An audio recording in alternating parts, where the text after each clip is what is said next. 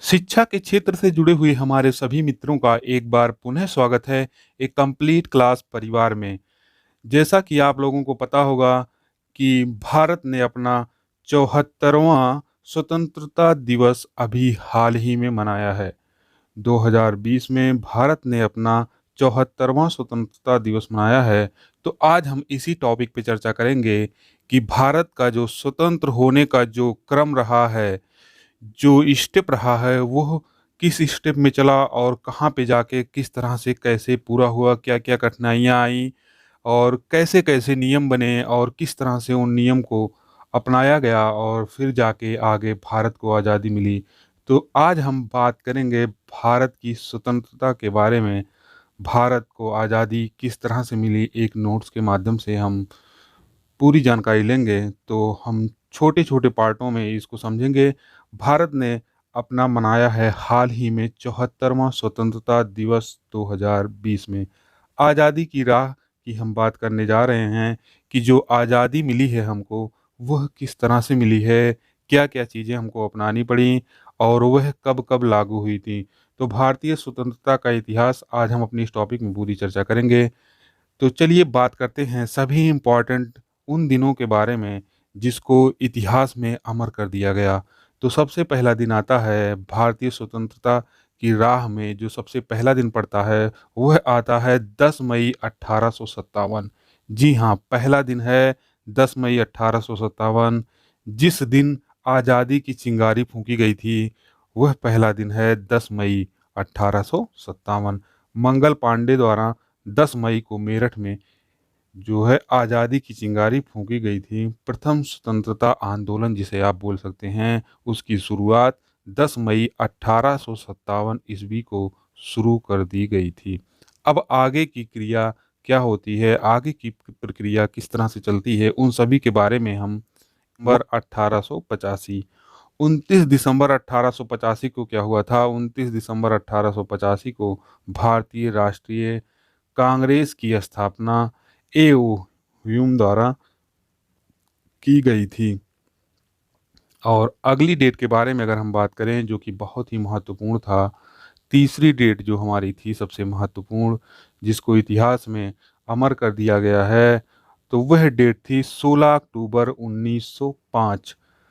तो 16 अक्टूबर 1905 को क्या हुआ था? 16 अक्टूबर 1905 को बंगाल का विभाजन हुआ था। लॉर्ड कर्जन के द्वारा बंगाल का बंटवारा कर दिया गया था। देखिए दोस्तों, हम यहाँ पे जो है एक लाइन में छोटी-छोटी बातों को बताना चाह रहे हैं। बाकी इन सब चीज़ों के बारे में, हर एक टॉपिक के बारे में पूरी डिटेल में हम वीडियो बनाएँगे। कम से कम आधा-आधा घंटे की एक-एक टॉपिक पे वीडियो रहेगी। तो ये इतिहास है, बहुत लंबा हो जाएगा सब कुछ, इसलिए हमने पूरी जानकारी आपको इस तरह से दी है कि वन लाइनर में, ताकि आप समझ जाएँ कि जो भारत की आज़ादी की जो राह थी, वो कितने स्टेप में थी और किन-किन सन को महत्वपूर्ण मतलब घोषित कर दिया गया था इतिहास में। तो आइए बात करते हैं 16 अक्टूबर बंगाल विभाजन 1905 के बाद 18 दिसंबर 1906। देखिए ये सब एग्जाम में ये डेट पूछे जाते हैं कि इस तारीख को क्या हुआ था, इसीलिए मैंने इस टॉपिक को रखा है। यह टॉपिक बहुत ही इंपॉर्टेंट होने वाला है। आप वीडियो को पूरा देखिए, आपको खुद ही पता चल जाएगा कि यह टॉपिक आपके लिए कितना महत्वपूर्ण है। अगर आप चैनल पे नए हैं तो चैनल को लाइक, सब्सक्राइब और अपने दोस्तों को शेयर कर दीजिए जो शिक्षा के क्षेत्र से जुड़े हुए हैं, ठीक है?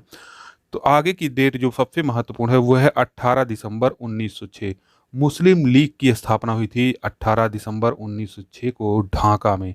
आपको पता होना चाहिए कि मुस्लिम लीग की जो स्थापना हुई थी वो कहाँ हुई थी? वो ढाका में हुई थी।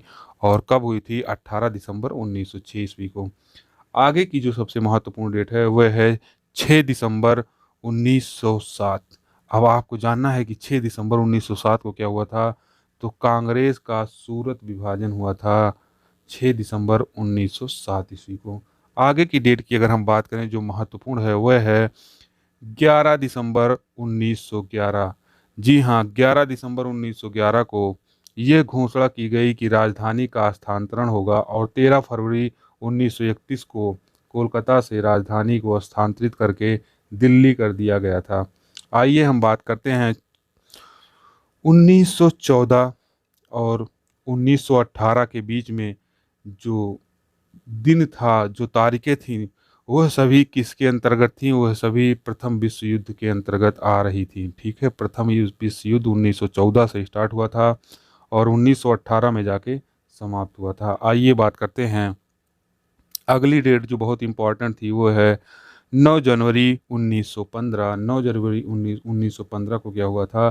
तो 9 जनवरी 1915 को गांधी जी दक्षिण अफ्रीका से भारत आए थे। ठीक है, गांधी जी कहाँ उस समय भारत नहीं थे, वो कब आए थे? 9 जनवरी 1915 ईस्वी को दक्षिण अफ्रीका से वो भारत आए थे। अब दक्षिण अफ्रीका वो क्यों गए थे, वहाँ से भारत क्यों आए, तो इन सब के बारे में हम अपनी एक वीडियो बनाएंगे, बाद में पूरी चर्चा करेंगे, पूरी डिटेलिंग में बात करेंगे। अभी आप इतना जानिए कि 9 जनवरी 1915 को गांधी जी दक्षिण अफ्रीका से भारत आए। उसके बाद क्या हुआ? उसके बाद अगला स्टेप था, अगली डेट थी सबसे इम्पॉर्टेंट, 1916। ठीक है, 1916 को क्या हुआ था? होम रूल लीग की स्थापना हुई थी। आपसे क्वेश्चन पूछा जाता है कि होम रूल लीग की जो स्थापना हुई थी वो कब हुई थी? तो होम रूल लीग की स्थापना 1916 में हुई थी।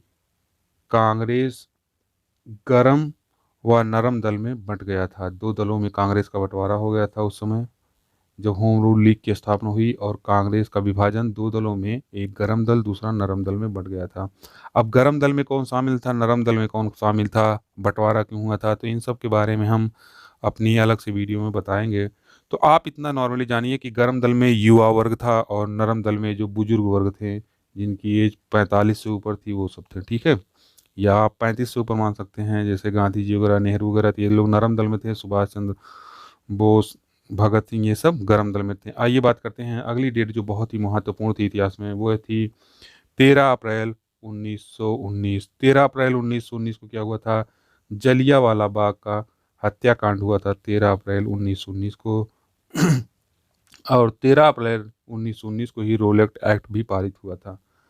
अगली डेट जो इतिहास में बहुत ही महत्वपूर्ण है वह है मार्च 1919 से मार्च 1920 तक की, जो कि खिलाफत आंदोलन शुरू हुआ था और 1919 से 1920 तक ये चला था, आगे भी चला था, लेकिन ये इतना डेट जो है इतिहास में मेंशन किया गया है कि ये बहुत ही महत्वपूर्ण डेट थी खिलाफत आंदोलन के संबंध में।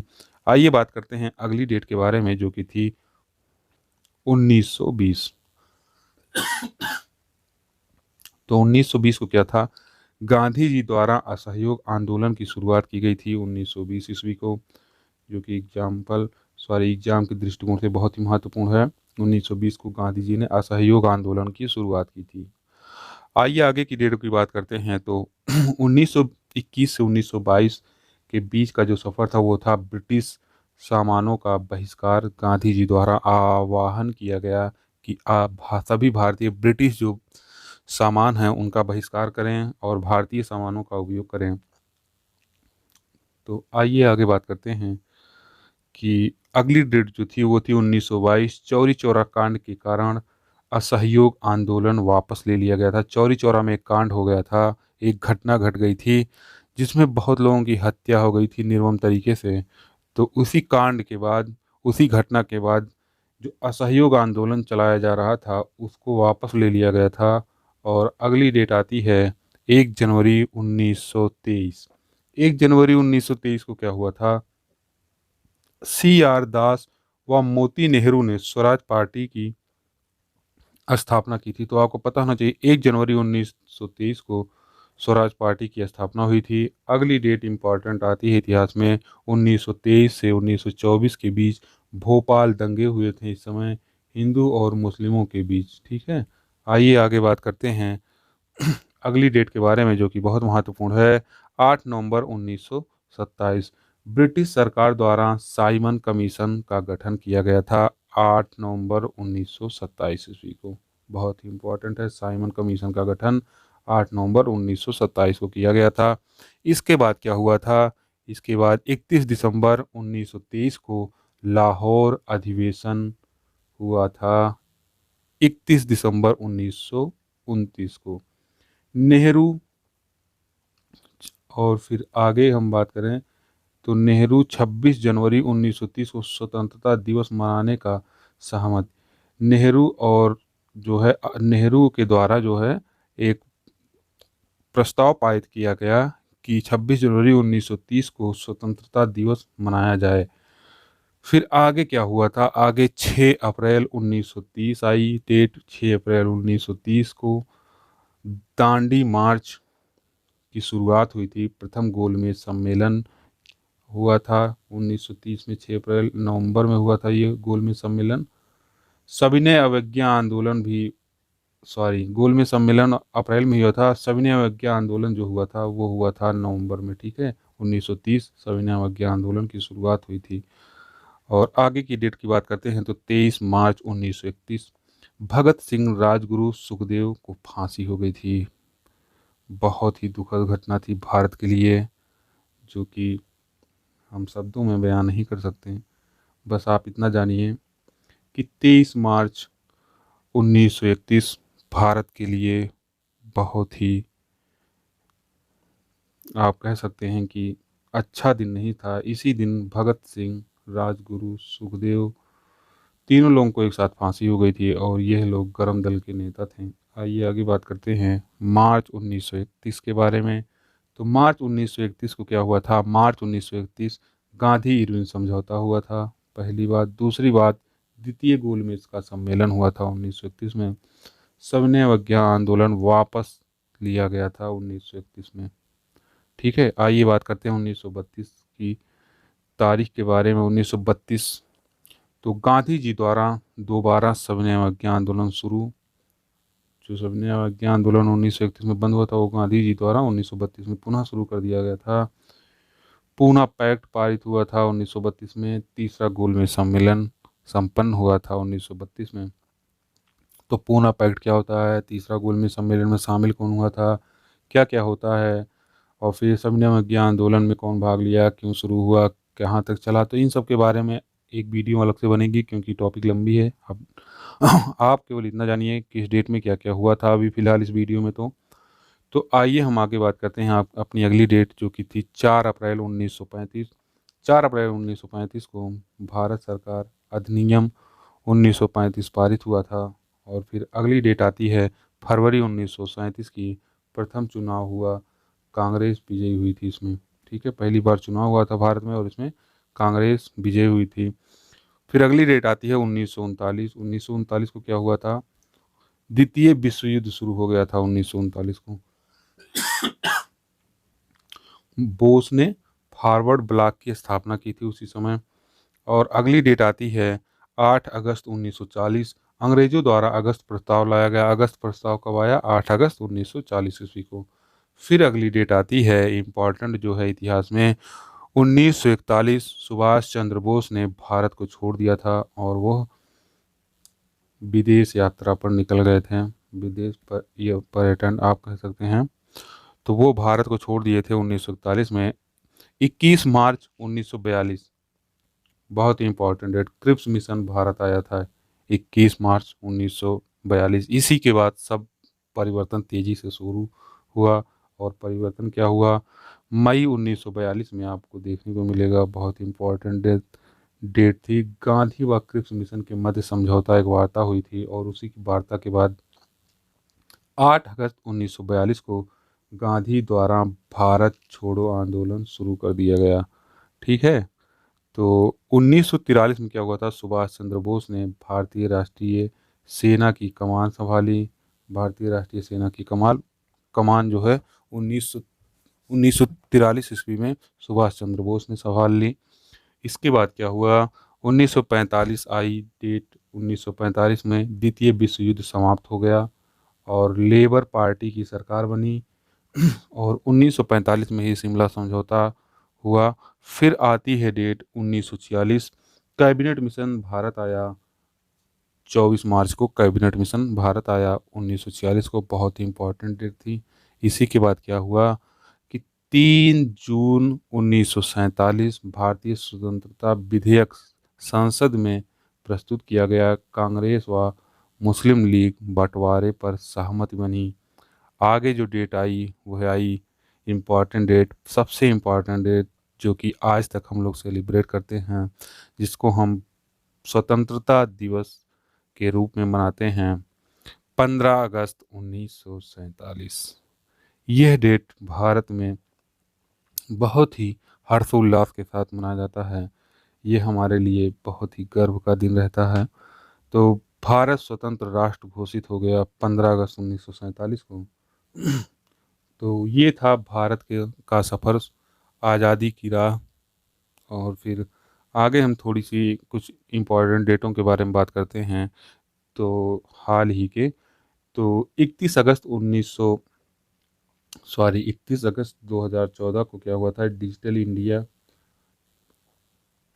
की घोषणा की गई। मतलब डिजिटल इंडिया की शुरुआत कब हुई थी? 31 अगस्त 2014 से। 25 सितंबर 2014 से मेक इन इंडिया की शुरुआत की गई। 31 अक्टूबर 2015 से पटेल के 144वें जन्म दिवस पर, सरदार पटेल के, ये जो योजना शुरू की गई थी मेक इन इंडिया, ये कब की गई थी? पटेल का जो जन्म दिवस था 144वां, उसी के उपलक्ष्य में। आइए आगे बात करते हैं। 2 अक्टूबर 2014 को गांधी जयंती, 150वीं गांधी जयंती के उपलक्ष्य में स्वच्छ भारत मिशन अभियान शुरू किया गया था। तो आपसे क्वेश्चन पूछा जा सकता है कि स्वच्छ भारत अभियान कब शुरू किया गया? तो वो 2 अक्टूबर 2014। और अगली डेट आज अभी हाल की है, 12 मई 2020। इस दिन एक घोषणा हुई थी, वह घोषणा थी आत्मनिर्भर भारत की। तो हमारी टॉपिक यहीं पे समाप्त होती है। और सभी टॉपिक और सभी पॉइंट से संबंधित एक एक वीडियो जो होगा वह हम बनाएंगे आराम से, क्योंकि इतिहास है तो सभी टॉपिकों के बारे में पूरी चर्चा करने में थोड़ा समय लगेगा। तो इसीलिए हमने इस टॉपिक में नहीं रखी, और इसमें हमने केवल इम्पोर्टेंट डे को रखा है। सभी को नमस्कार, बाय बाय।